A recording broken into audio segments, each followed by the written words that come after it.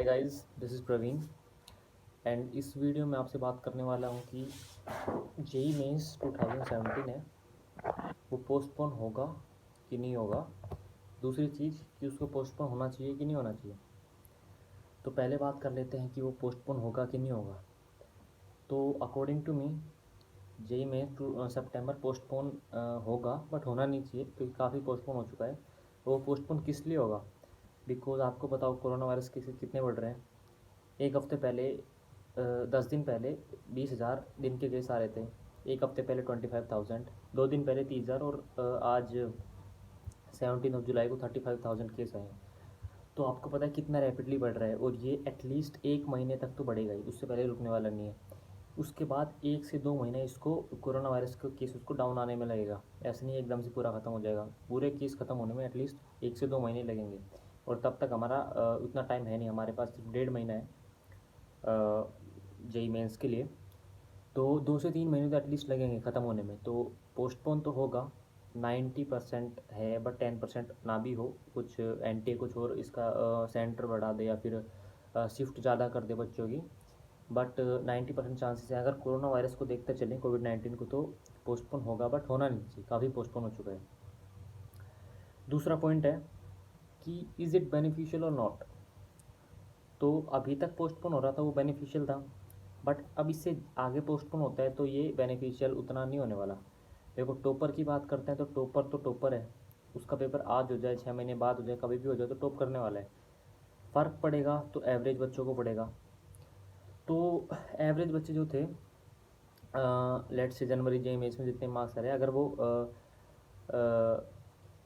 जनवरी JEE mains में उनके कितने मार्क्स आए थे, तो अप्रैल जेई मेंस में लेट्स से उनके कम आने वाले थे, तो उनको 6 महीने का टाइम मिल गया। उन्होंने 6 महीने में काफ़ी कुछ पढ़ लिया होगा और वो काफ़ी कुछ पढ़ के अच्छा करके आ सकते हैं। ठीक है, अगर वही पेपर उनका अप्रैल में हो जाता तो उनका अच्छा नहीं होता, लेकिन अब सितंबर में हो रहा है तो वो उन्होंने काफ़ी प्रैक्टिस कर ली होगी, तो उनके लिए बेनिफिशियल तो है अभी तक।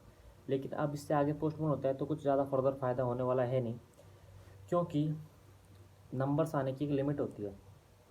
लिमिट एज इन कि अगर आपके अप्रैल में अगर जेई मेंस होता और आपके लेट्स से 150 नहीं 120 मार्क्स आ रहे होते और 97 परसेंटाइल, लेट्स से अगर अप्रैल में होता और आपकी इतनी परसेंटाइल आ रही होती, तो वही चीज़ वो पेपर अगर अपना सितंबर में होगा तो वो 120 से बढ़ के आपके मार्क्स 150 या 160 होंगे, जो कि मैक्सिमम केस है। 95% बच्चों के 20 से 30 नंबर ही बढ़ने वाले हैं, इससे ज़्यादा नहीं बढ़ने वाले।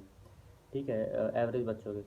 तो 150 मार्क्स लेट से आपके सितंबर में हो जाएंगे, तो इससे ज़्यादा आप नहीं ला सकते। 150 या फिर जिसके 150 आ रहे होंगे उनके 180। ठीक है, और मैक्सिमम 180 टू 200, इसके बीच में मार्क्स रहने वाले हैं, क्योंकि वहाँ पे टाइम लिमिट आ जाती है। आप कितना ही पढ़ लो, एक पार्टिकुलर अमाउंट ऑफ चैप्टर्स होते हैं, उतनी लिमिट होती है। लेट से आपने 100% पढ़ लिया अच्छे से, लेकिन आप सारा नहीं कर सकते। आप 70 to 80% ही कर सकते हो। अगर आपने 70 to 80% पढ़ा है, आपकी एफिशिएंसी उतनी है तो आप 50% ही करके आ सकते हो। तो ये नहीं है कि यार अब पोस्टपोन हो चुका, अब सितंबर के बाद अगर और पोस्टपोन जाते हैं तो आपके 150 से 180 हो जाएंगे, फिर 250, फिर 300, ऐसे नहीं होने वाला। 180, 200, इससे ऊपर नंबर बढ़ना बहुत मुश्किल है। तो ये लिमिट हो गई। अब अगर और फर्दर पोस्टपोन होता है exam, then it is not beneficial और इससे अपना टाइम वेस्ट ही होने वाला है, क्योंकि जितनी पढ़ाई जिसने करनी थी उतनी हो चुकी, और अभी तक किसी ने पढ़ाई स्टार्ट नहीं की है, फिर इतना उनको इम्प्रूवमेंट नहीं हुआ है, तो फिर वो आगे आने वाले टाइम में भी नहीं करने वाले। जिन्होंने अभी तक पढ़ाई की थी उनके लिए सही है, बाकी अभी तक जिसने नहीं की उनके लिए वो बेनिफिशियल नहीं है, क्योंकि वो आगे भी कुछ ज़्यादा उखाड़ नहीं पाएंगे। तो पोस्टपोन आई थिंक पेपर होगा, बट आप ये मान के चलो कि ना हो, है ना। बाकी चांसेस हैं होने के, बट ये मत सोचो अभी हो जाएगा, ये सोचो नहीं होगा। So that's it for the video.